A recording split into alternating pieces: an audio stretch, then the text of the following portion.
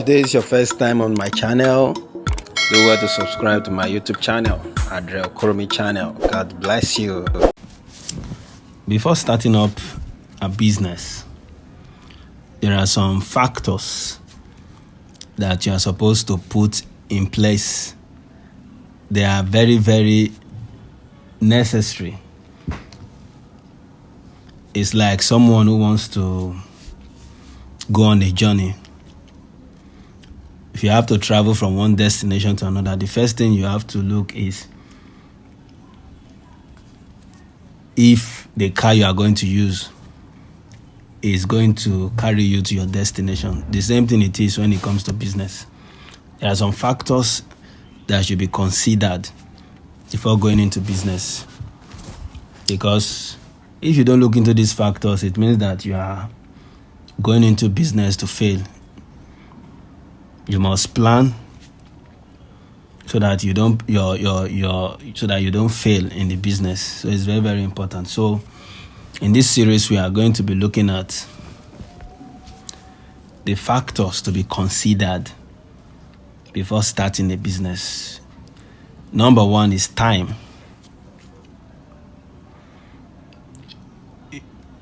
If you are not in a paid employment, starting a business may be easy for you in terms of time, as you have all of the time to yourself. And that is why you see that so many people prefer to be self-employed than to work under someone. If you are in a full employment, you have to look for the time you can devote to your small business. The type and size of business will be determined partly by the time available to you. In some cases, you may have to give up your leisure time. For example, there are instances where people use their night off for businesses. This type of situation is common with nurses or people who work a shift system. Like also those who are in the paid employment, they can use the weekends too for their business venture. But one thing you have to know is you have to create time for your business if you want the business to prosper, because sometimes putting your business in the hand of another person does not really guarantee you what you want. It is important for you to have some regular time that you can devote to it. The whole idea of the business is yours. No amount of training can make helpers perform better than you, the owner. Hence, there is need for you to find the time to face the business, particularly when you are newly starting the business. Number two, law or regulations, as the case may be. Certain laws or regulations govern the establishment of some businesses. Some businesses cannot be operated legally without obtaining permits or license, like running a pharmacy, for instance. When you think about a business, you must find out whether there are federal, state, or local laws governing the establishment and operation of such a business. You try as much as possible to engage in a business that will not bring you into conflict with the law, because there are some businesses that people do these days, and when they don't meet up with the requirement of the law, oftentimes they come to their business premises, the law enforcement come to their business premises to disturb them. So it is good to go into a business that you don't really need. There won't be too much infringement or intrusion of the law into your business. That's number two. If today is your first time on my channel, do well to subscribe to my YouTube channel, Adrel Koromi. Number three, locality, the area you live. You want to operate within. The type of business you can start will depend upon where you live at present, particularly if such a business involves service to some people. For instance, if you live in a rural area, you no client. If you decide to go into landscaping, let's say for instance, at present landscaping is mostly thought of by rich people who live in the cities. So what is the essence of you starting up a business in a locality in which the people are not into, they won't call you for landscaping job? Or another instance is the instance of somebody who is in a rural area and operating an expensive boutique. For instance, a boutique in which the least amount of a pair of shoes or a pair of clothing will be from 20,000 above. So definitely the poor people cannot be able to afford such. So you need a locality in which when you tell people that this is the amount of the goods that you are selling, they won't have to have issues with it. Nobody will be contending with you of the amount you place on your goods. So you need to look at the locality. If what you want to sell is going to be for the rich, then you look for the locality of the rich. And if you know what you want to go into is for the average, then you be in that average area.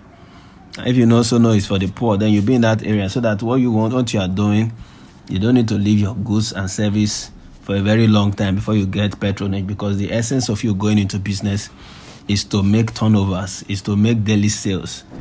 And if that is not looked into, then you are running into a loss.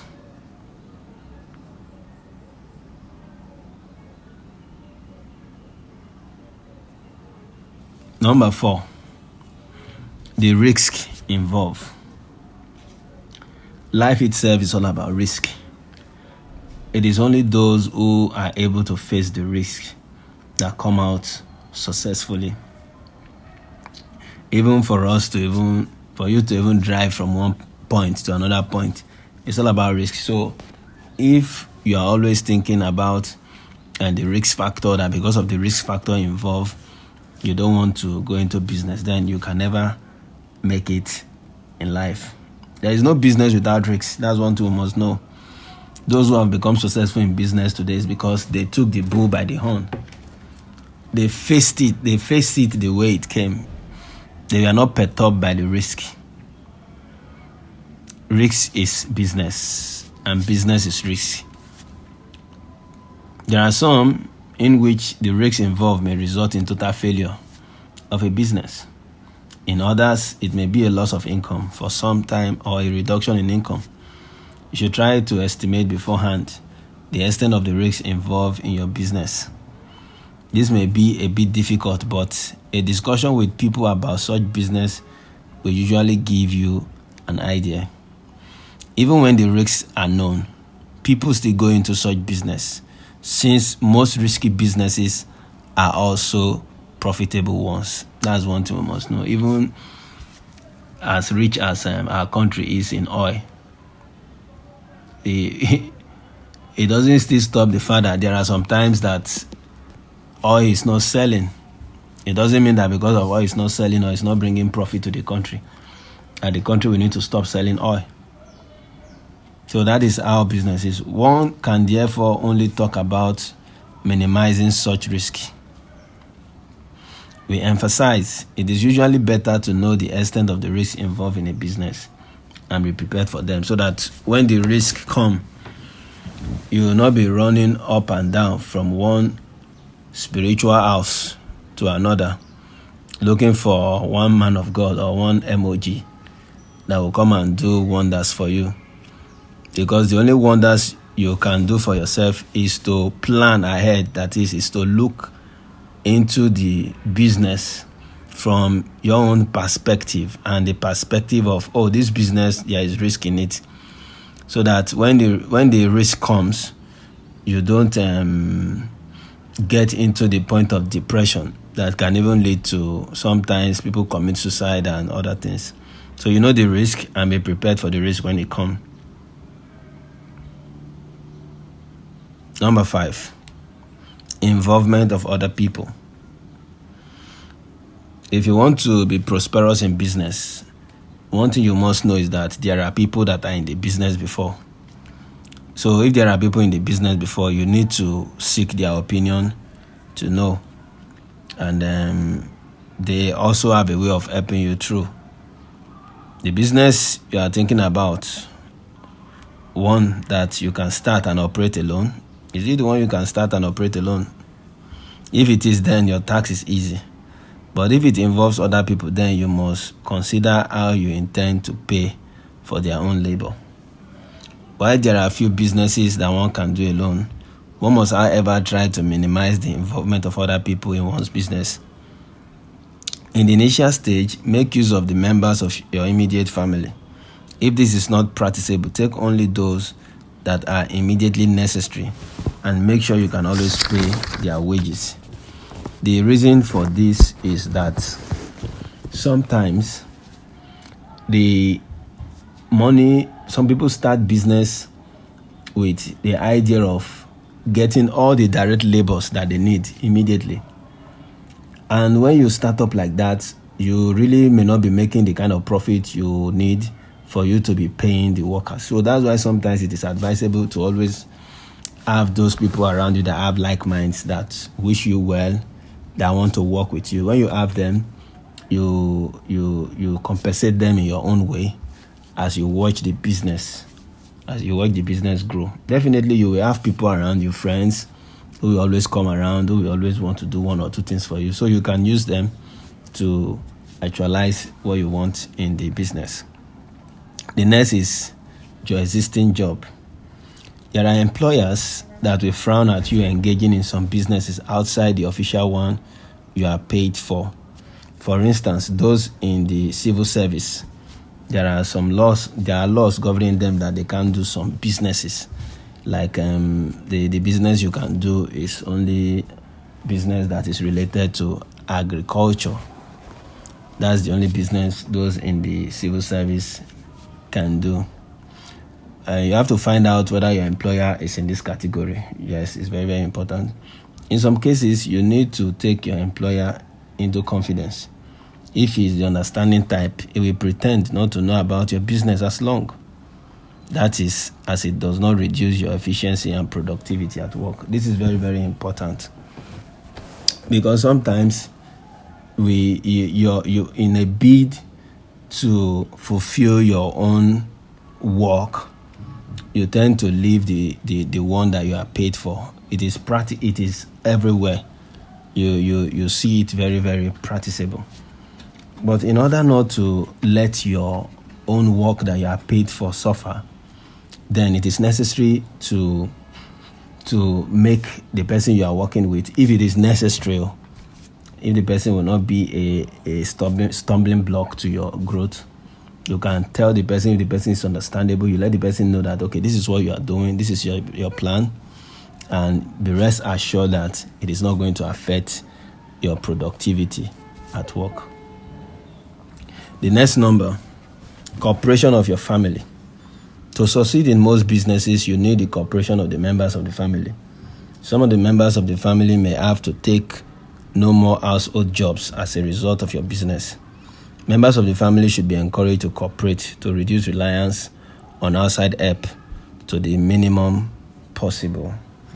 Yes, this is very, very important, the cooperation of the family member. But sometimes, if you want your business to grow, you need to make it completely independent of the family. Well, you still need their cooperation, but you need to know the point in which the cooperation comes in. Like, for instance, we remember the P Square, where family interest actually brought about the breaking of the group. So this thing there has to be limit to family involvement, and also, as there are limits to family involvement, you also need to know when family should not exceed. Because if you make it completely family oriented, then you will not go far in the business. The next number is minimum income. You must have an idea of the minimum income you want to earn per month from whatever enterprise chosen. This factor is very, very important, because you are not going into business to lose.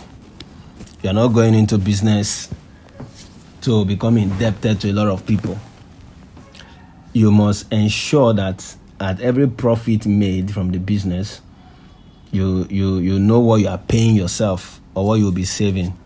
For instance, it may be necessary to take your last salary as what you intend to have, since that was what you have been used to in the last 5 to 10 years. Very, very important, because when you are living, if you want to dedicate full time to the business and you are leaving the business you have been doing, then the business you are doing or you are starting up should be paying you that amount of money, lesser or higher, but you should have a starting point that this is what I want to earn doing this business. This is if you had been in any employment before. This is relevant for retired people who are still strong to work or establish enterprise.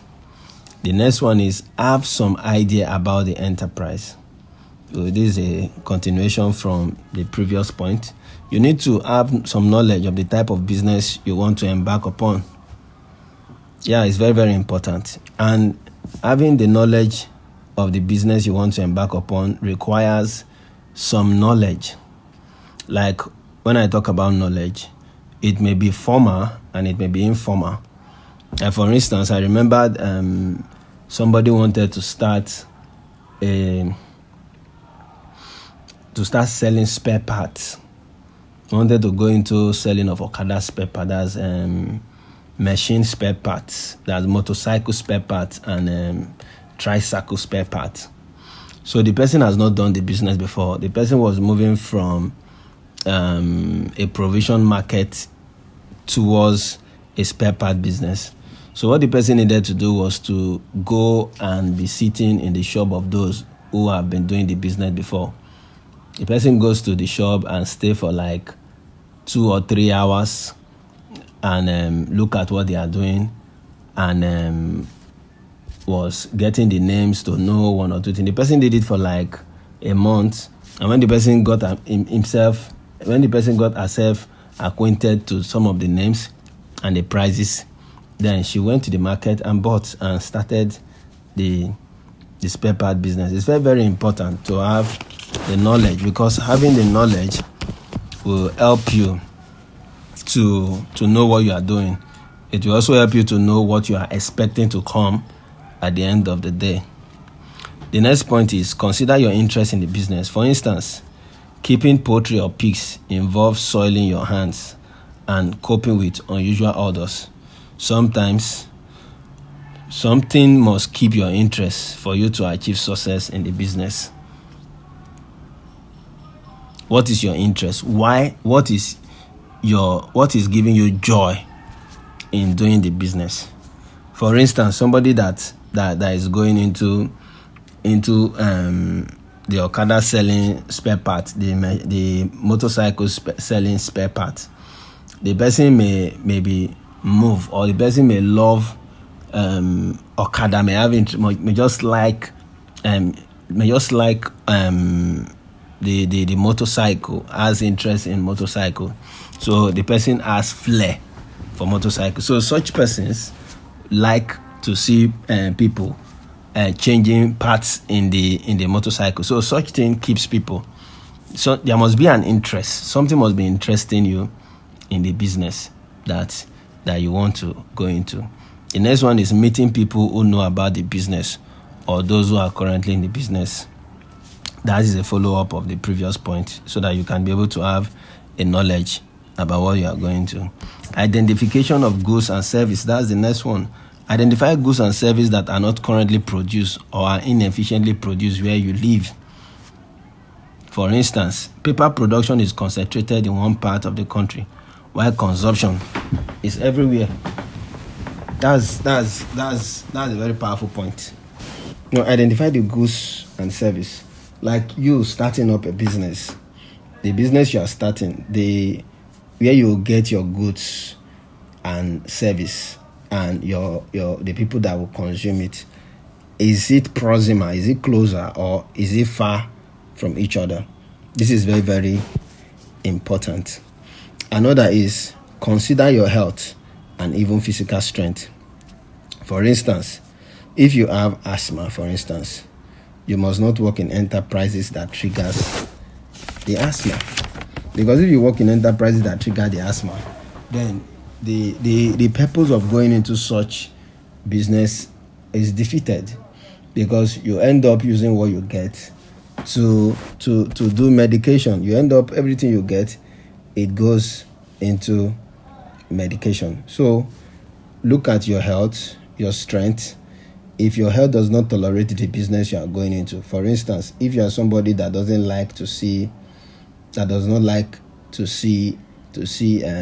is not friendly with the smell of kerosene, for instance, that is not comfortable with the smell of chemicals, not comfortable with the smell of fuel, for instance, and you intend going into roadside fuel selling, like the fuel selling of during the fuel scarcity, because there are also some people that are into the business of selling fuel.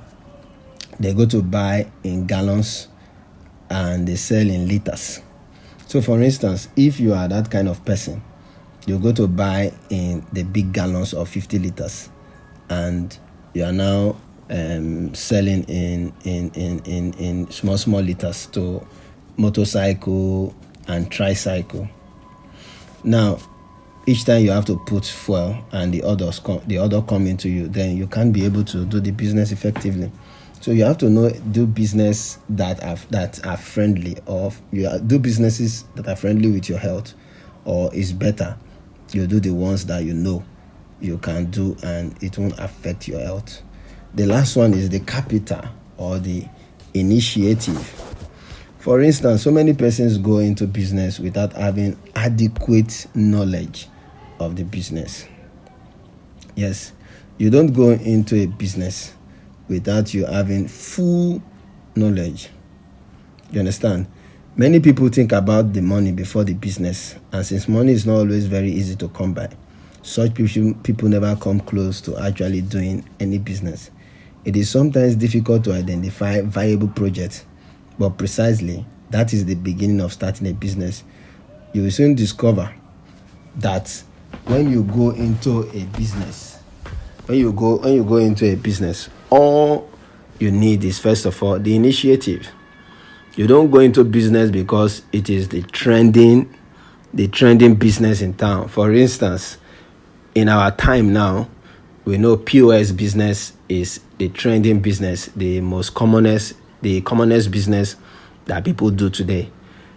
Yes, it is trending, but do you have, first of all, the capital to start up such a business? Or do you have access of where you can get capital to start up such a business? So if you have to go into such a business, you don't go into such a business because, it is the trending business, everybody is doing it and there is money in it. Yes, everybody is doing it, they are making it, but do you have the knowledge for you to do such a business? Do you have the capital? Where are you sourcing your capital from? Who is giving you the capital? Are you going to get it from friends? Is it going to be through loan? Is it going to be through family grants? Or is it just going to be a favor to you from somebody? So the capital is very, very important, because that's going to be what you are going to start up with.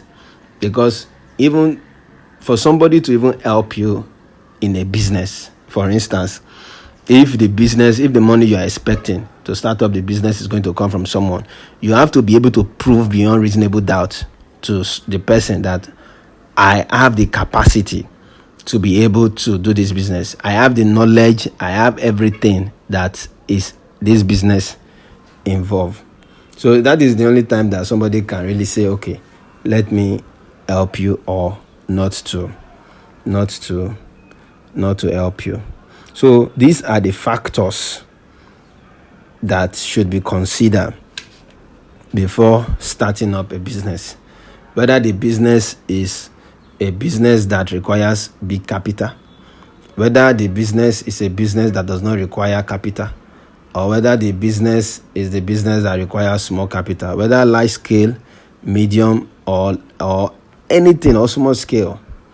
These factors plays significant role when it comes to business. I will read out the factors again. First of all, the time.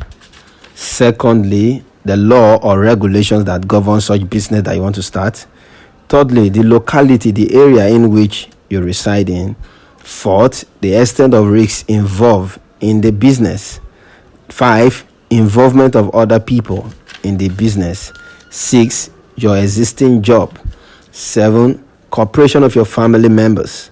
8, the minimum income you are expecting the business to be paying you. Number 9 is, do you have any idea about the business? Number 10 is, what is your interest in the business? What is your motivating factor? What is pushing you to do the business?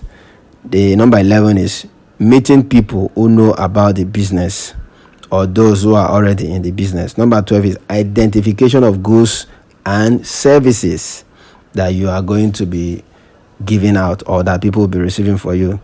Number 13 is consider your health and even physical strength, whether the business is good for your health or it's not good for your health. The last one is capital or initiative. These are the factors to be considered before going into whether large scale or small scale or medium scale. So the next that we are going to look at is the businesses that I want to look at within this series that I'm going into, the series of small scale businesses. Small scale businesses, what it entails, what small scale business entails. That is, starting, what you need when you are starting the small scale. I'm identifying the different scales now. So the next that I'm going to be looking at is firewood supply, what it entails when you are starting up a firewood supply. It's a business that somebody can do to also earn a living. So stay tuned for my next series when I'll be presenting what it takes to do a firewood supply. Thank you very much. If you have enjoyed this broadcast, do not forget to subscribe to this YouTube channel, Padre Okoromi channel, and also put on the notification bell so that whenever I upload my new videos, you can always have them. Thank you, and God bless you.